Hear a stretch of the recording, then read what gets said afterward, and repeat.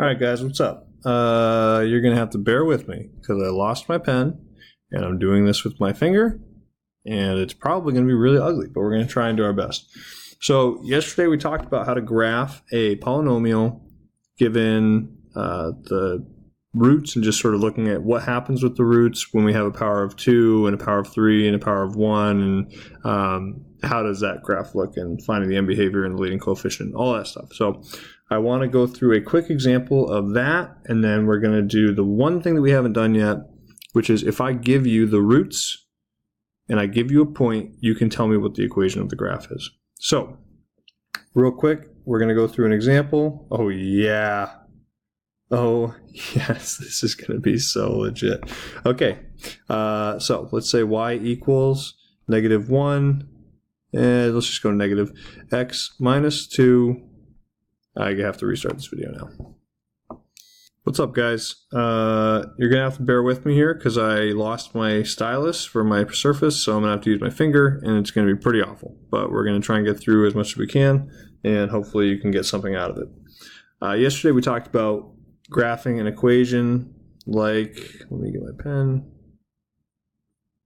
Y equals 3 parenthesis x plus 1 squared times -2x plus 1 squared. So if you don't have a notebook out, you're going to want one so you can go over this. I want to go through what we did yesterday and make sure we know how to do something like this. And then I'm going to add in the little wrinkle that we haven't talked about yet, which is when you get roots and a point and how to graph that. So those are some of the things you're going to want to do from your homework or for your homework tonight. So first thing I want to do here is recognize where the roots are, and we know that from this my roots are at x equals -1, and this one, what I'm going to do is take the entire thing and set it equal to 0 and solve to find the root. Please don't fall into the trap of looking at this and saying that it's just x equals -1, like the one on the right, or sorry, on the left. That's a very common mistake, but this too plays a big part, and we have to take that into account. If I want to know what the root is, I need to find out what makes the entire parenthesis here 0. So I take the entire parenthesis, -2x plus 1, set it equal to 0, and I solve by subtracting 1 and then dividing by -2. 1/2 is my root for this. All right, so there are my two roots, -1 and 1/2. All right, so let me redraw it since I just got rid of a bunch of stuff. Y equals 3x plus 1 squared times -2x plus 1 squared. And we know the roots for that are x equals -1, and now we know that this is x equals 1/2. Okay, the next thing that we looked at is what does it do when it gets to that point on the x-axis, right? These are where it intersects the x-axis and the power determines how it's going to react there. These are both the power of 2, and we talked yesterday about even means that it bounces. And so since this one's also 2, it will also bounce here. So if I set up my graph, more space. That works. Okay. If I set up my graph, oh, that's pretty. There we go. I want to put in the two key points. One of them is -1, and the other one is 1/2. Okay. Those are the points that I want to look at, and I'm pretty much good to go. I know it's going to bounce off of those 2 points. The only thing I need to know is find out my end behavior, and in order to do that, we talked about how to find the leading coefficient given these, and we're going to be looking at multiplying the first part to their specific powers and doing that whole thing out. So to do that, we do the leading coefficient. I'll do it over here. You bring the 3, it stays with it, and then I have this one, x to the power of 2, and I multiply that by this one.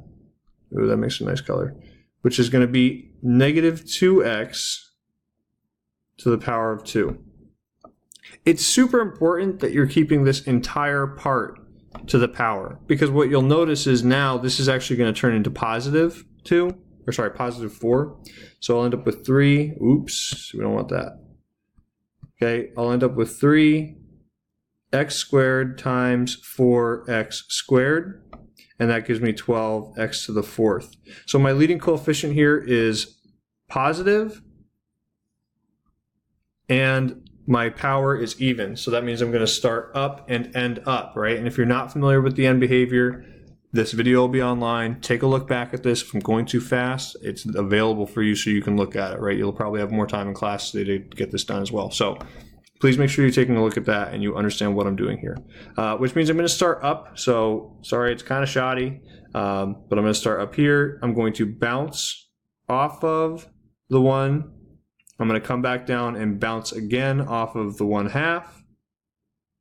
And I'm going to finish up, which makes sense because my end behavior is up and up. And that is all that you need to do to graph that equation for this class, okay? Hopefully that wasn't too much too fast. I just wanted to reiterate what we did the other day so that you were good to go. And now I'd like to move on to the thing that I want you to have down for today so that you can do your homework. What we're going to do today is just add in a little bit of a wrinkle here and change up the way, change up the way that I present the problem. So what I'm going to say is an example, graph a polynomial. Oops, yeah, we're good.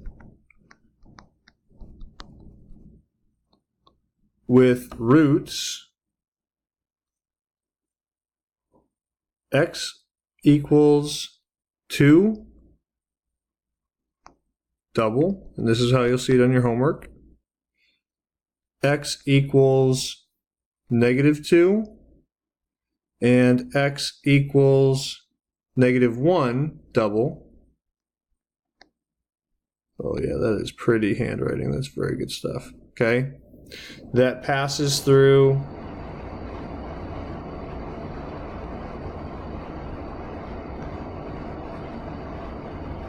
the point 1, -24. That seems like a lot, but it's actually not too bad. We already sort of know how to deal with the roots. The double thing just means a power of 2. Oh yes. Okay, if it was triple, it'd be a power of 3, and so on and so forth. Also, you might hear a loud noise in the back. That is my heat. You know, gotta stay warm, man. Don't know what to tell you. Can't turn it off. It's gonna be very loud. Okay, so I'll try and keep that there. Okay. If I wanted to graph this real quick, actually, first let's make the equation. The equation is going to be y equals, and we do an a because we don't know what the leading, or not the leading coefficient, but the vertical dilation is going to be. There's going to be something out front that we need to find, and that's the only part of this that makes it a little complicated. You have to find out what a is. I'm going to say it again. In order to do this, you have to find out what a is. You have to find out what a is. You don't know what it is, and there is an a there, I promise. We're going to write it in factored form. If I know that the root is 2, and I'll try and do it in the same color, okay? If I know I have a root of 2, and it's double, that means that I have a factor of x minus 2 squared. If I have a root of -2, and it doesn't say double or triple, then I just have a root of x plus 2.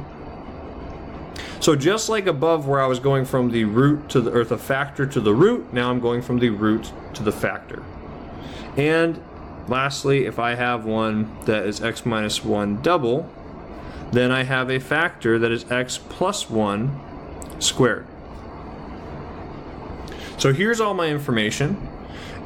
And if I want to find out what the equation is completely, I'm going to have to figure out where this comes into play. I have to substitute those values into what I have, and that's going to help me find a, and then I can graph, because I need to know what a is in order to ensure that I have the proper end behavior. If I don't know what a is, I don't know if I'm dealing with positive or negative, and that's going to change if I'm starting up or starting down. So, very specific. They've given me the roots. They've helped me find out what the factors are. They told me the powers. but I don't know what A is, and that means I don't know my leading coefficient, so I won't be able to do end behavior. So I have to plug these values in, okay? So all I'm gonna do is substitute in, I know that Y is 24, so I'm gonna substitute in negative 24. I know that my X value for that is 1, so I substitute in a 1. I like to put them in parentheses for every X. And then I just evaluate. Make a little bit of room. There we go.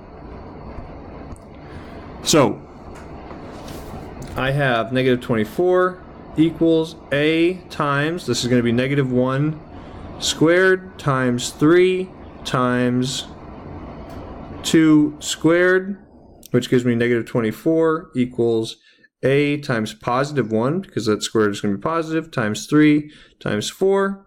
So I have negative 24 equals 12A, so A equals negative 2. And now I'm good, right? I can find out what the end behavior is. I can go through the entire process that I just did above because I know the equation. So I'm actually not going to repeat that because I'm hoping that we know how to do that already.